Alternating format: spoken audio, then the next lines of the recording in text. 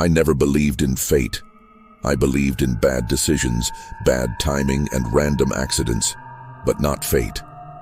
The idea that life followed some invisible script always sounded ridiculous to me. That belief shattered on a stormy Thursday night in Ohio when my phone rang at exactly 11:17 p.m.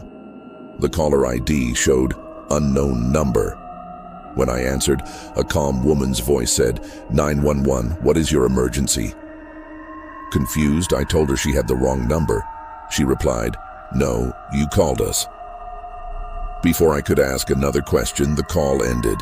The next night, at exactly 11:17 p.m., the phone rang again. It was the same woman. This time she introduced herself as Amanda, a 911 operator. She sounded disturbed and kept saying that our conversation wasn't supposed to happen yet. Then she told me something impossible. According to the emergency report in front of her, I would call 911 tomorrow night, and 17 minutes later, I would die. I laughed nervously and demanded to know how. Amanda hesitated before answering. The report said I would fall approximately 80 feet. Worse, my body would never be recovered. The moment she said it, fear gripped my chest. I hung up, convinced it had to be some kind of elaborate prank. Yet something about her voice sounded genuinely terrified. The following night, she called again. This time I asked questions. Amanda revealed she wasn't calling from another city. She was calling from another year.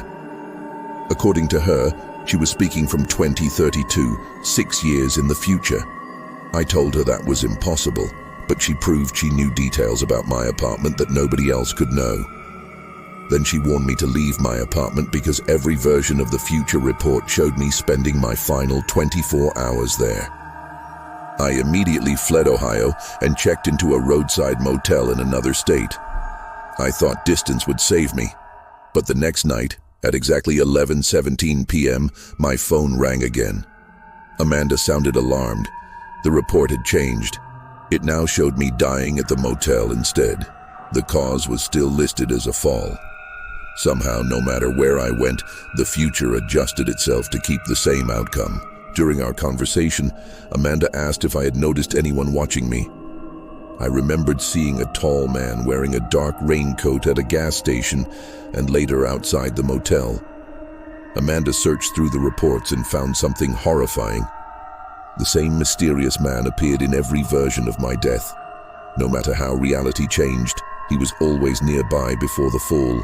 I spent the next several days driving endlessly across the country. Every night Amanda called, and every night the report changed again. Yet one detail never changed. I always died. Eventually, Amanda revealed something even stranger. Every time the report altered itself, people began disappearing from reality. Friends, witnesses, and acquaintances vanished as though they had never existed. At first, I thought she was mistaken. Then I tried calling my best friend. His number no longer worked. His social media accounts were gone. Even photographs that once included him had somehow changed. It was as if reality itself was rewriting history around me. The future report wasn't merely predicting events. It was actively reshaping them. A few nights later, Amanda found an archived recording. It was supposedly my future 911 call. She played it for me. I listened to my own voice speaking through static. Future me sounded terrified. He told Amanda that a man had found him. He warned that the thing chasing him was no longer human. Before he could explain further, the recording ended in screams and static. The recording raised a terrifying question. If I was able to make that emergency call, then I must have survived long enough to contact 911. Amanda reviewed the timestamps and discovered something impossible. The call had occurred after the reported fall. Somehow I had already fallen before placing the emergency call. That meant the fall itself wasn't what killed me. Then something happened that changed everything. During one of our calls, another voice suddenly interrupted the line. It was a deep, distorted male voice. The stranger calmly said, "You shouldn't be talking to him." Amanda screamed, and the connection was lost. For days afterward, I received no calls at all. Several days later, a package arrived at my door. Inside was an old cassette tape with no return address. A handwritten note simply said, "Play me." When I listened, Amanda's voice came through the static. She sounded frightened and exhausted. She explained that the mysterious entity wasn't following me. Instead, it was following the calls themselves. Amanda's final words on the tape were even worse. She claimed the thing was trying to be born. Before she could explain further, the recording ended abruptly. That same night, my phone rang once more at exactly 11:17 p.m. But this time, it wasn't Amanda calling. It was me. The voice belonged to an older version of myself. He sounded broken, exhausted, and terrified. He explained that he had spent years trying to escape what was coming. He changed cities, countries, and identities. Nothing worked. According to him, the moment Amanda told us how we would die, something awakened. Future me explained that humans were never supposed to know the details of their own deaths. The knowledge itself created a paradox. That paradox became aware. It evolved into something living. As he spoke, I glanced outside my car and saw the tall raincoat man standing motionless in the storm, watching me. Before the call ended, future me gave me one final warning. When the fall happens, don't look down. Then the connection dissolved into static. I didn't understand what he meant, but the warning stayed with me. Over the following weeks, reality continued deteriorating. Buildings changed overnight. Street names vanished. News reports described events that had never occurred. Eventually, the date arrived, October 14th, 2032, the exact date Amanda had mentioned years earlier. I found myself standing on the roof of an abandoned hotel during a violent storm. Across from me stood the raincoat man, except now he barely resembled a human being. His body flickered with thousands of shifting faces. In that moment, I understood.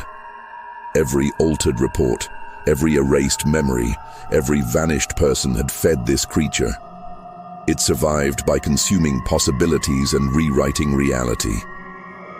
Then it pointed toward the edge of the roof. Instantly, the world shifted beneath me. I was falling through empty air exactly as the report had predicted. Wind screamed in my ears as I plunged downward.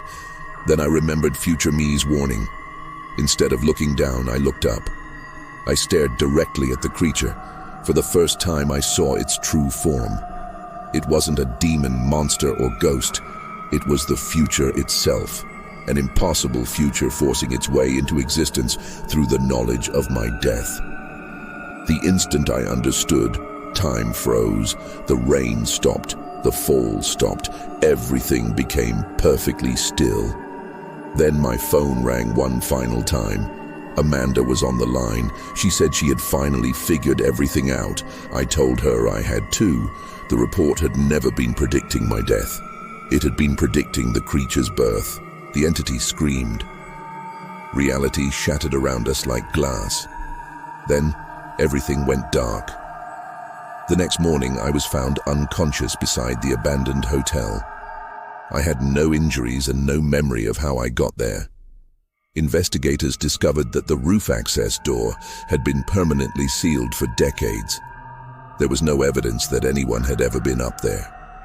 Even stranger, no records existed for Amanda. No employee, no calls, no reports, nothing. Except for one unfinished emergency log buried deep inside an old archive. The file contained a single sentence, subject successfully warned, awaiting next cycle.